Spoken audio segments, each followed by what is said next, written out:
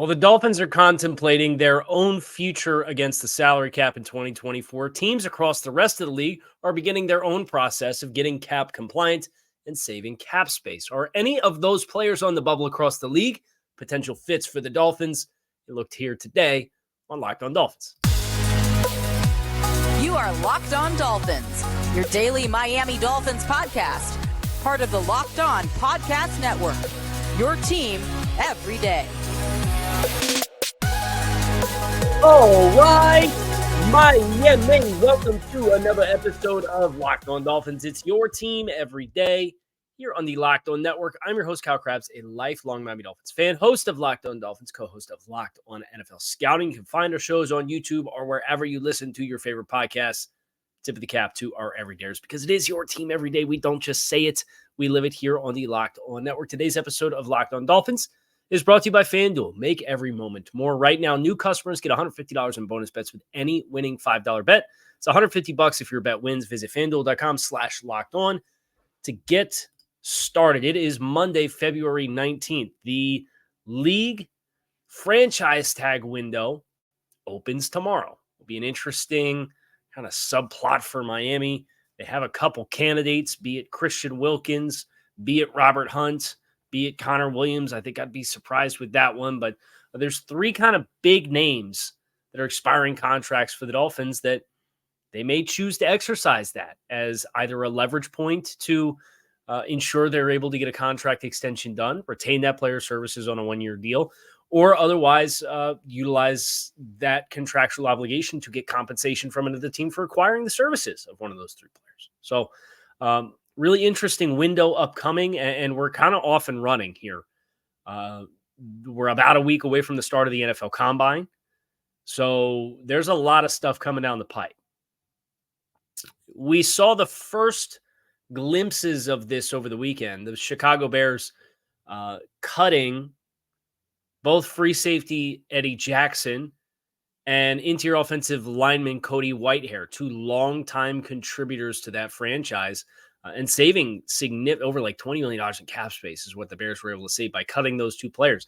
This is going to happen across the league. So we're spending a lot of time talking about the Dolphins free agent class, players that are under contract. We expect players like Emmanuel Ogbah to be put on the market who are salary cap casualties for the Dolphins. There will be other players, most likely, who will fall into that bucket as well.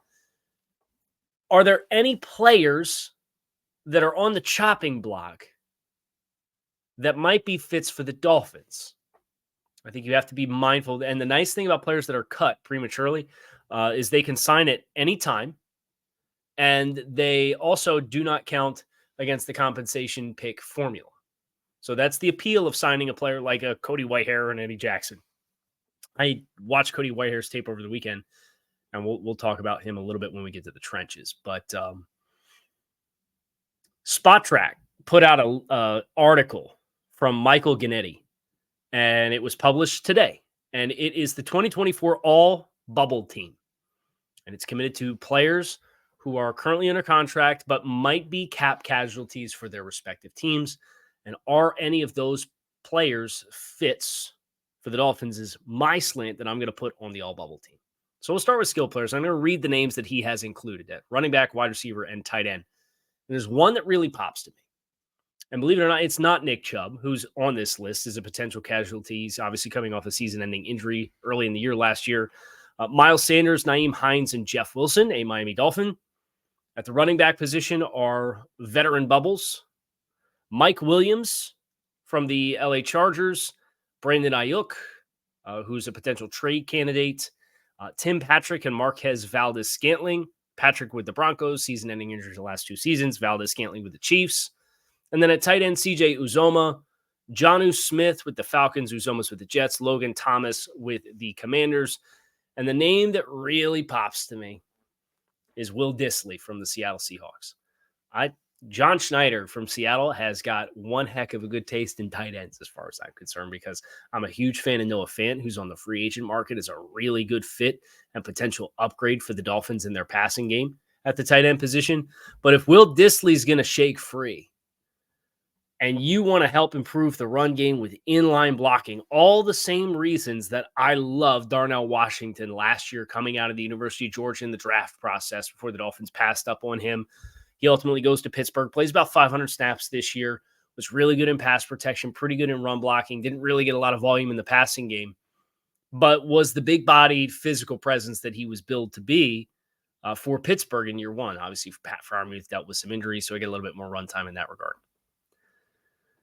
Dissly signed a deal with Seattle when he got an extension that was worth about $10 million per season, which was eyebrow-raising money at the time because he never really, I think he had one season of big-time production in the passing game. Dissly's coming into the last year of his current deal. He's owed $7 million in cash. He's got a $10 million cap hit. That's somebody for Miami. He's 27 years old to be 28 at the start of the season. He's a big player. He's a big tight end. That's a name that pops to me quite a bit as somebody who I think could bring something new to the Dolphins' room. And the last 4 seasons, he's played 557 snaps, 512 snaps, 569 snaps, 361 snaps. He peaked in passing game production in 2022, the big Geno Smith breakout year, 34 receptions, 349 yards, and 3 touchdowns. So it's not an upgrade if you're looking for a passing weapon, but it is an upgrade in my mind with the inline type of player. I think Durham Smythe's best skill, and I'll give Durham Smythe credit. For the past couple of years, I've been pretty lukewarm on Durham, but I think he's really come into his own in this offense as an adequate player. But I think his best skills involve his versatility and angles in blocks, whereas Dissly is a little bit more of a true hand in the dirt, really knock you around type of presence at the tight end position. So that's where I think there's a difference between the two players that could really excite me. He's 6'4", 265 pounds, right? Like that's a big dude. And Seattle drafted him with a 4th-round pick. So if he were to shake free and hit the market, he'd be pretty high up on my list, along with Noah Fant at tight end. The other names that are included here, we're going to talk about wide receiver in the weeks ahead and how Miami needs to improve that 3rd spot. I don't think that's going to come from Mike Williams or Tim Patrick or Valdez-Scantling. Ayuk's obviously such an attractive player, but he's going to be due for a big contract. He's coming into his 5th-year option year this upcoming year. That his circle has kind of teased potentially wanting to be traded from San Francisco. 49ers can't pay everybody. They're kind of in the same boat the Dolphins are. I don't think that one moves the needle for me. So the skill players, Spot Track's all bubble team has one, Will Dissly. I'm all about. That guy shakes free as long as you're talking a reasonable market, a couple $1 million. You could probably get up to 5 if you're going to add a tight end. If you add a blocking tight end, then you really need a pass catcher to complement the 2 that you got. So you're going to have to juggle it a little bit. There's a lot of different ways they can go, and that's why the offseason's fun. We are going to get into the line, the trench play up next here on this episode of Locked On Dolphins, so make sure you stick with us. Get buckets with your first bet on FanDuel, America's #1 sportsbook, because right now new customers get $150 in bonus bets with any winning $5 bets. $150 if your bet wins. Bet on all your favorite NBA players and teams with quick bets, live same-game parlays, exclusive props, and more. Just visit FanDuel.com/lockedon and shoot your shot. FanDuel, official sportsbook partner of the NBA. So on the offensive line, there's some names here that interest me for sure. There's a couple of there's a couple of players I think could potentially be starters or at a minimum are positional flex players that give you a lot of flexibility as you work around what players you're retaining to be the pillars. We talked last week about the tackle position largely being locked in. I think you still need to figure out your swing tackle, whether that's Kendall Lamb, please. I think that's a very cost-effective maneuver for the Dolphins. And he played well in the reps that he had last year.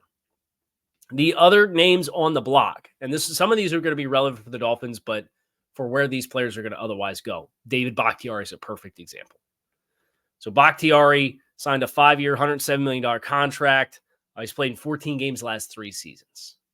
Complain about the Teron Armstead contract, go ahead. It was 5 for 75, so $32 million less, and Teron's played more in 2 years than Bakhtiari's played in 3. Green Bay can open up, according to Spot Drag, almost $21 million of cap space by moving on from Bakhtiari. He's going to go to the Jets. He's going to sign a deal. The only thing that we could be so blessed to see is that the Jets sign Bakhtiari and consider one of their tackle spots resolved. Becton's leaving in free agency. They've got Dwayne Brown's an expiring contract, I believe. They got to figure out what they're doing at offensive tackle, and they dealt with some injuries on the interior as well, including Elijah Vera-Tucker.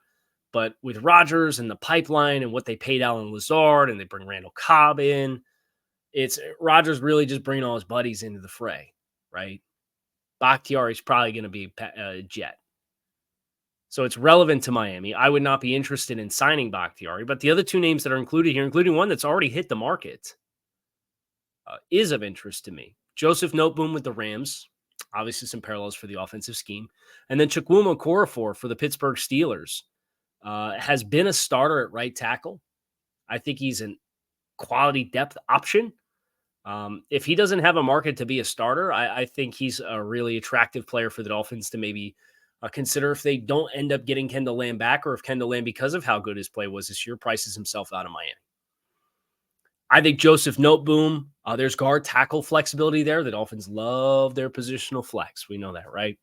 And they tried to proactively, with Andrew Whitworth transitioning away, they tried to proactively get him locked in on a big-time deal, and he hasn't been able to secure a spot.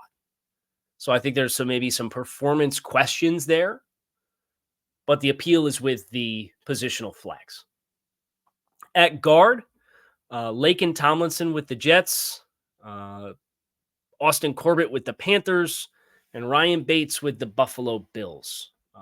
Corbett's probably the best player. What's interesting is Tomlinson would be a return to the scheme that he had his big breakout in when he came to San Francisco.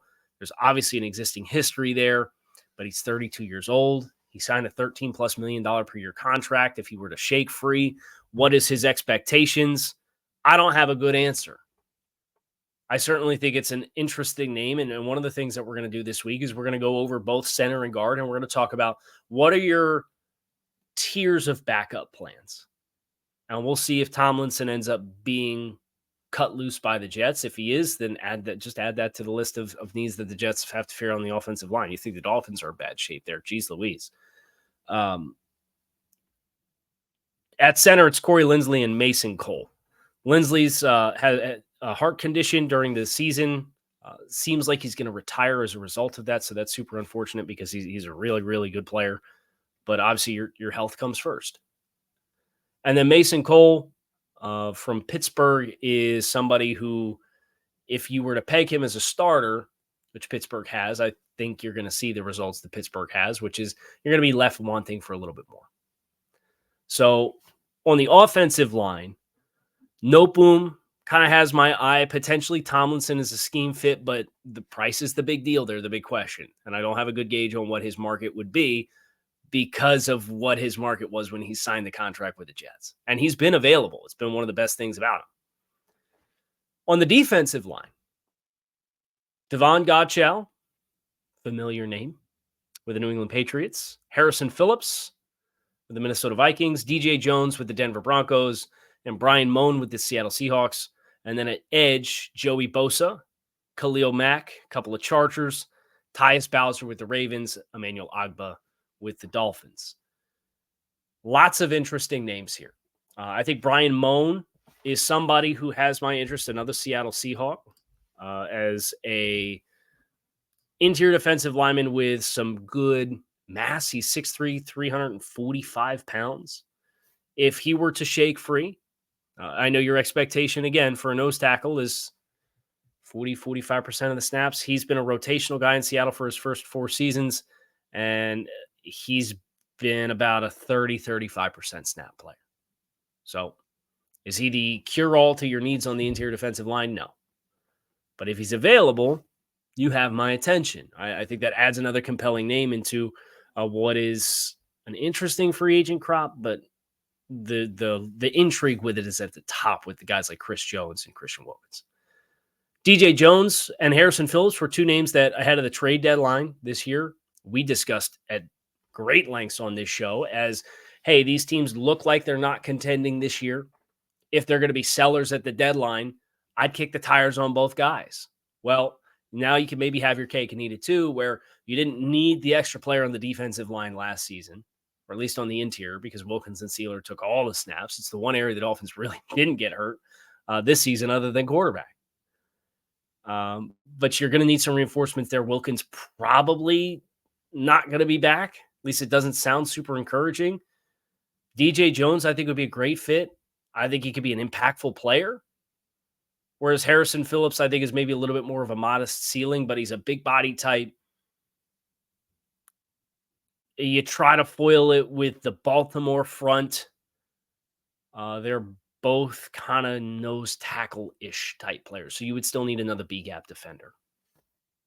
All three of those guys. Ironically enough, the only guy I'm not interested in is the former Dolphin. Gottschall obviously spent time in Miami, signs the big deal in New England, gets another big deal from New England, starts to have his playing time whittled away into that new contract. There's just not enough splash plays, and I don't think he has the body type of a nose tackle, a true nose tackle, to really shine in the way that you would want a nose tackle to anyway. On the edge, I'd stay away from the two vets from the Chargers. Bosa's injury history at this stage is really concerning. Khalil Mack's obviously had a monster season. I just think his price, if you were to acquire him, is probably going to put himself outside of a realistic range for the Dolphins, given that they have a couple guys who have been well-established players. I would look at Tyus Bowser, though. Bowser missed this past season. But he's been a really versatile player. He had 7 sacks in 2021. There's obviously a history with Anthony Weaver. He missed about half the season in 2022, so you have a little bit of age or a little bit of injury concerns, but he's 6'3", 250. You go back to when he came out of Houston, kind of had like the Andrew Van Ginkel thing going on where he could play off the ball a little bit. He could play on the edge, play in coverage. He's going to be 29 years old in May after the draft. That would be an interesting player for me. Because as recently as 2021, this was a primary player. He played 834 snaps defensively for the Ravens in 2021 and had 7 sacks as a 17-game starter. And he's agile and he's explosive. Obviously, he's into his career a little bit. He came in the league in 2017. But if you're looking for bridge players at that spot, that's a player I'd be really, really interested in if he shook loose from the Ravens. We're going to get into the back 7 here next on this episode of Locked on Dolphins, so make sure that you stick with us. Gametime is fully committed to making sure that you can shop for last-minute tickets without the stress. If you're a spontaneous person, you want to get down and watch the next Panthers game or the next Heat game, or you want to hit a concert, whatever it may be, Gametime is the only ticketing app that gives you complete peace of mind with your purchase. You could see the view from your seat before you buy, so you know exactly what to expect before you arrive. And all-in prices show you your total up front, so you know you're getting a great deal before you check out. You can buy tickets in seconds with just a few taps from your phone. And with zone deals, you can pick the section. Gametime will pick your seats for big-time savings. Take the guesswork out of buying tickets with Gametime. Download the Gametime app, create an account, and use code LOCKEDON for $20 off your first purchase. Terms do apply. Again, create an account, redeem code LOCKEDON, LOCKEDON for $20 off. Download Gametime today. Last-minute tickets, lowest prices, guaranteed. The back 7, linebackers and secondary, for those uninitiated. Continuing our way through here, courtesy of Spot Track, doing the all-bubble team 2024. Got a couple hits. They've got a couple nibbles. Tyus Bowser, DJ Jones, Harrison Phillips, Ryan Moan, Joe Noteboom, Will Dissly, names that I haven't done the deep dives on because they're under contract with other teams.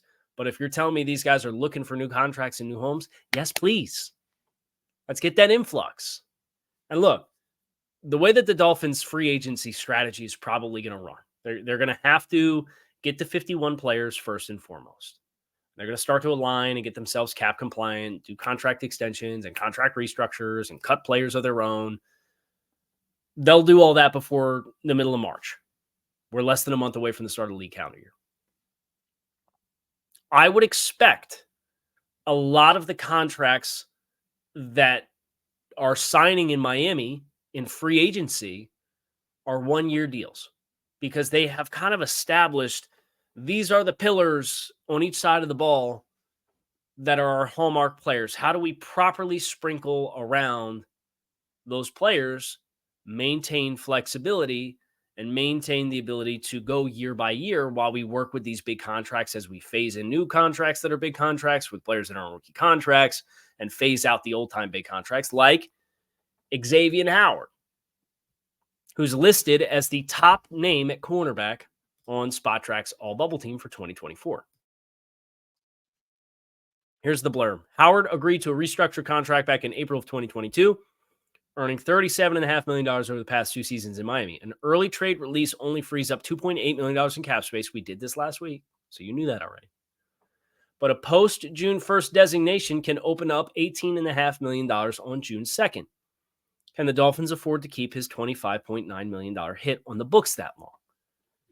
To which I guess my answer would be probably, because if you moved on from him, you're only freeing up $2.8 million in cap space. Like, that's a low-level contract player on a 1-year deal.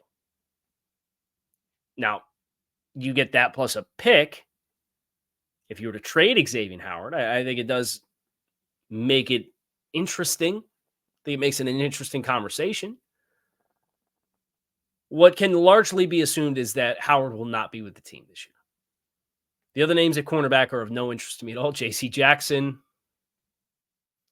Tre'Davious White coming off an Achilles tear, Dante Jackson with the Panthers. The Dolphins have a second-round corner who had really high-level moments in training camp in the preseason. I would expect that guy will get the first look.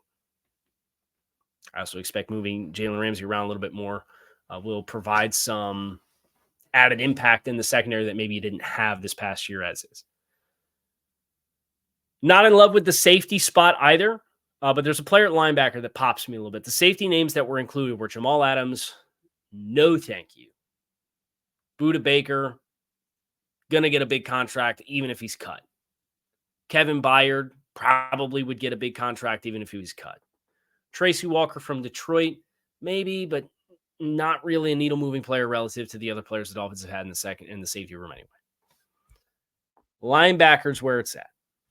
Leighton Vander Esch has a neck injury. He's the top name included. But the other name that's here that is of intrigue is Devondre Campbell with the Green Bay Packers.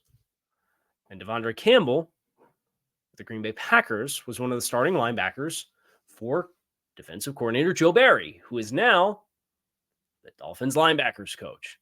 You have the potential with Devondre Campbell, who's a 30-year-old veteran linebacker, to transition away from Jerome Baker, who's you could save almost $10 million against the cap with by cutting at any point. And Devondre Campbell in cash is owed 10.5 this year, 8.9 and 8.9 the next 3 seasons total. But if he's cut, he's probably not sniffing that money. He's probably not sniffing that market because names that were younger, like Logan Wilson and Jermaine Pratt with the Bengals last offseason, got about $7 million per. TJ Edwards with the Eagles signs in Chicago. I think he got 6.5. And I'd say that's probably where I would expect Devondre Campbell's market to fall. So if Joe Barry's going to come in and be your defensive run game coordinator, and he's going to be your linebackers coach, and you have an opportunity to save $10 million against the cap with Jerome Baker, if Devondre Campbell gets cut, That's a name that I think would make a ton of sense as a little bit of a different body type to go in there with David Long against having Jerome Baker, and you're potentially spending half the money. Campbell is 6'3", 232 pounds. Jerome Baker's not quite as long. Campbell's been a pretty impactful player since Atlanta. 2019 was really the year that he had the big blow up. That was his fourth year in the league. He came in the league in 2016. Lots of pass impact production, 7 career interceptions, 28 career passes defense, 9.5 career sacks, 40 tackles for loss. Was first team All-Pro in 2021 under Joe Barry. So that's a name that really pops to me. So Spot Track's on the nose here. And these names, if all the names on the all bubble team get cut, if you had to ask me to pick one name on either side of the ball, it might be Devondre Campbell paired with a Jerome Baker release on defense. And it would probably be the responsible thing to do would probably be to take one of the offensive linemen. But man, I'd love to get Will Dissly. Again, linebacker and tight end. That's kind of the unique spot of where Miami is. We have a lot of needs, but the needs aren't necessarily premium positions. So older player gets cut off a contract, looking for a new home. Maybe guys that don't have the same enthusiasm for their markets as they once did. At non-premium positions, you could probably find some economic buys. And again, if they get cut, they don't cost you against the compensation pick formula. And the one thing that I didn't do, and I realized I didn't do it, was I did watch Cody Whitehair's film over the weekend. And I kind of glazed right over him when we were talking about offensive linemen and defensive linemen. So Cody Whitehair, I think at this stage in his career, he's another guy who came into the league in 2016 as he's a second-round pick for Chicago. Primarily been a left guard and a center. He's got over 300 snaps in both of those spots for his career. At this stage of the game, his instincts are his best quality. You can tell he really sees the game well. There's some savviness with how he uses his hands and how he leverages. But he does look like the legs are getting a little stale. He's started almost 120 career games in the NFL, all for Chicago. And when he's initially out of the blocks, you see that quickness that helped make him a really impactful player out of the spot. But as the play continues, or as I have to climb up into space, I think you see maybe the way he sees it and how he's been accustomed to being able to do it versus where his body's at as a 32, 33-year-old interior offensive lineman. It just doesn't quite have the same pop to it. And I think that's my concern, where I would say he's an upgrade for sure over Rob Jones, and he's an upgrade for sure over Lester Cotton. And he's got center guard flexibility. Would I sign him? Yes, but I would sign him to a deal similar to what Dan Feeney got from the Dolphins last year before they traded Dan Feeney to the Bears, which was a 1-year, $3 million contract. I think that's kind of where I would fall with Cody Whitehair. If you're expecting him to be a starter and you want to bring him in as a lower cost alternative to Connor Williams or Robert Hunt, I just don't think he's that kind of player anymore. That's my 2 cents. Hope you guys enjoyed this talk here on Locked On Dolphins. It's your team every day. Make sure you hit subscribe. You can find me on YouTube or wherever you listen to your favorite podcast. Make it a great rest of your Monday. We will be back again tomorrow for more Miami Dolphins offseason talk. Hope to see you then. Fins up.